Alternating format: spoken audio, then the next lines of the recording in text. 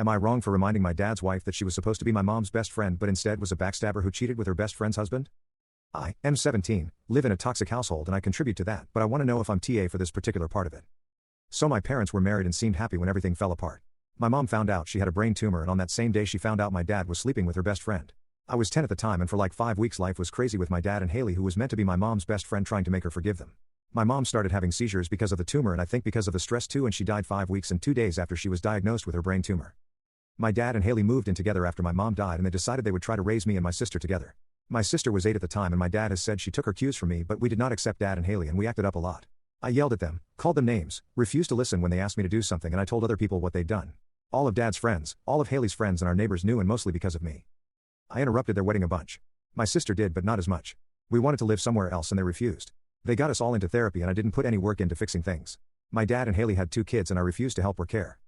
I make a point of telling or showing what they are and what I think of them. For my dad that meant cutting him out of photos, and I say every now and again that I'll change my last name to Mom's. She never changed hers when they married. And I talk about my maternal grandpa being the man I want to be most like because he's the best guy I know. But with Haley? I remind her every time that she was supposed to be Mom's best friend and she was a backstabber who cheated with my dad instead.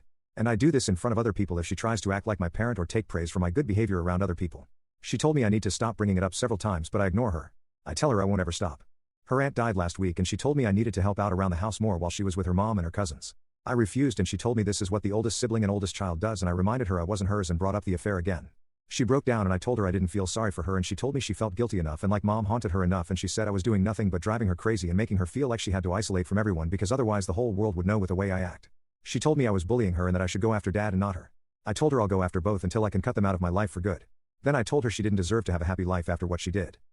My aunt, Dad's sister, came over after Haley called her and she asked me to stop bringing it up.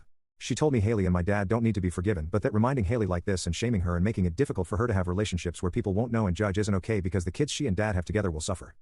AITA?